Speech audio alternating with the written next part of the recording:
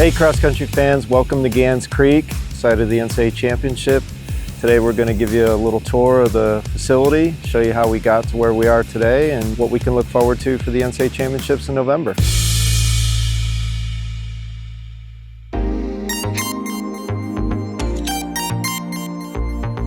We're on the start line of our course. Obviously we've got a nice wide area here. We have 42 2-meter boxes, and what we were thinking there is obviously for some of our larger fields we had an opportunity to expand, maybe future expansion of the NCAA. We certainly have enough space here to do a lot of fun stuff. So as you can see behind me, at least 500 meters to the crest of the hill.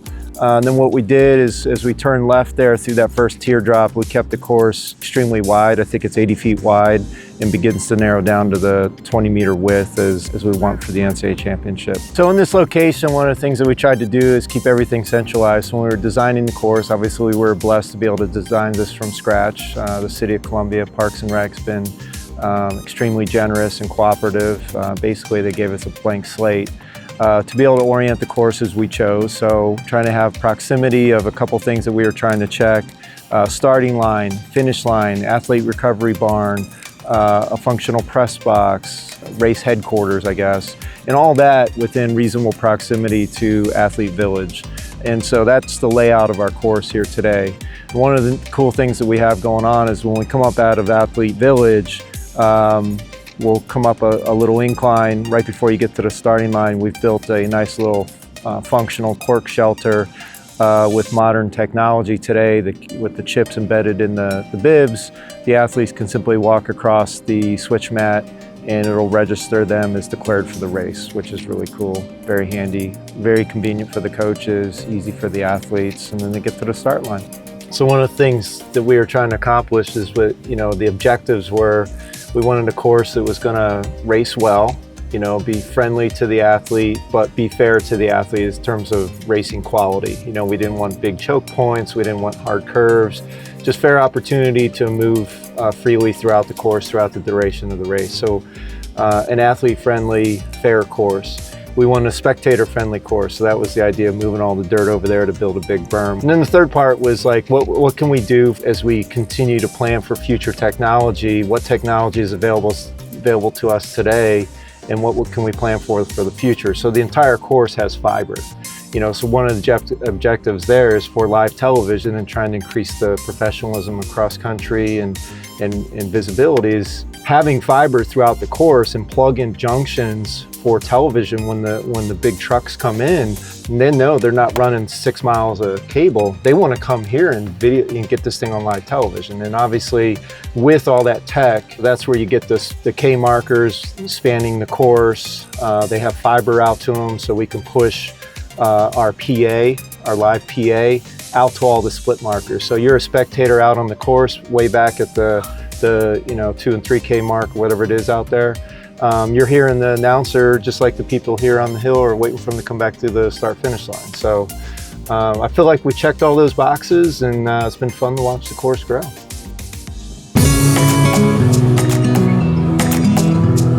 So you can see, here's a good example, of how wide, we wanted to keep the course here as we're making sort of what I consider a soft turn.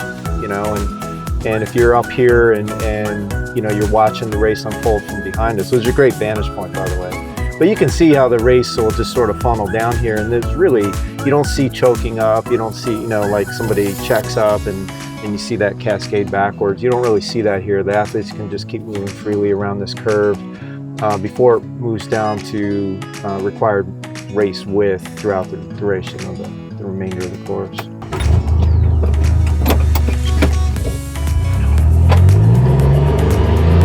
Yeah, so here's our first K marker, so as we're looking at it, the first K marker, you can, both sides of the structure will have the LED board. The kids will run across the switch mats. Because there's fiber out here, you can see the speakers mounted up on the structure. And so again, as our announcer is announcing from the press box, it's we're getting nearly the entirety of the course covered with PA, which is pretty cool. The amount of power, like you can see, like we try to keep it hidden, but you know, there's some serious voltage, or however electricians talk about it. So, you know, you'll see several of these throughout the course. When we were doing the design, you know, Mark Burns was still here. You know, he and I spent hours out here. I like to think that this course represents all the best qualities of all the courses that were established prior to this one. You know, so we just tried to draw on all the best features, and we're still trying to add to it. We got a lot of cool ideas with the city that we want to continue to build out our infrastructure. Anything that we can do just to enhance the course, continue to professionalize the sport. So the course will look and feel pretty flat, but that's a little deceptive. It's certainly not as in your face as maybe Oklahoma State with the, you know, they got a whole series of whoop-de-doos and rhythm breakers and things like that. So this course a little bit more subtle in that capacity.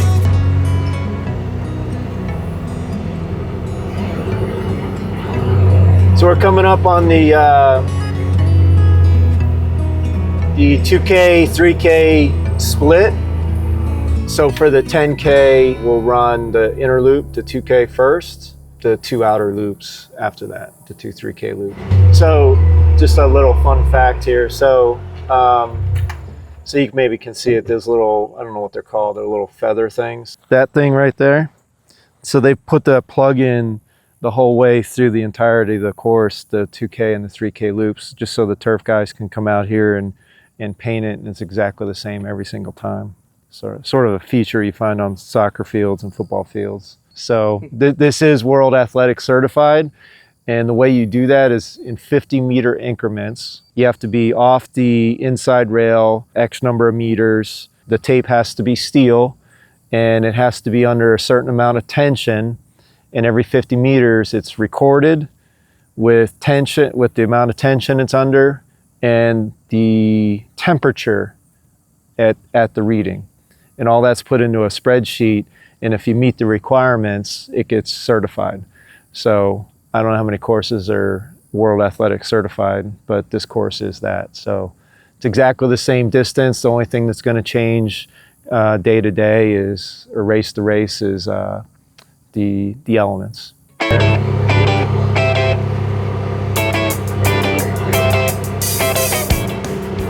So here we're going to come up, we're going to start working through our pass-through, and this gets, you know, more defined. We leave it pretty wide open so it's easier to mow, but we have some neat features we can do with this to get it more defined for the race.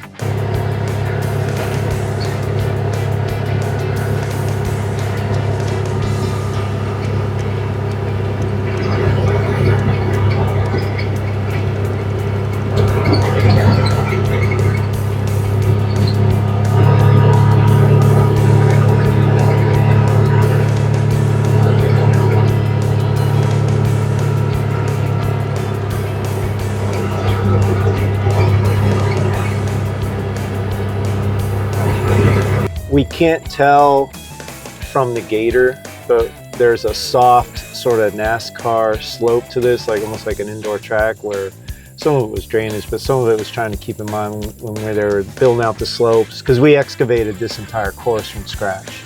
So, and it's fully irrigated, so we were able to set the slopes for drainage, but also set the slopes on some of these, like this kind of curve that sweeps this way and then kind of goes that way. It's a little bit of a banking to it, just kind of making a NASCAR effect.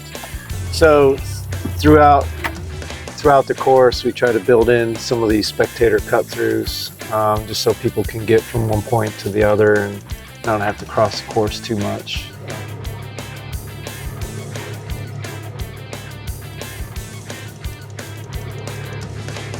Yeah.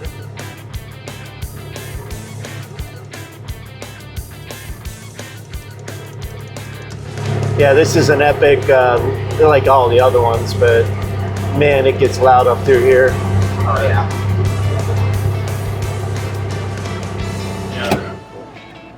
You guys want to see race headquarters? Yeah, so this is race headquarters. The building's still being finished out. Kind of got most of the finishing touches on it through late summer this year. So the idea of this building is it's a media workshop. You know, we'll have packet pickup in here later today for the Gans Creek Invitational. Got a little space for a refrigerator and workstation, a couple restrooms in here. So we have a lot of utility that we can, you know, use this building for various championships. So pretty cool. You can drive up on the viewing berm and get some footage up there. Just little small infrastructure things that I think enhance the overall experience.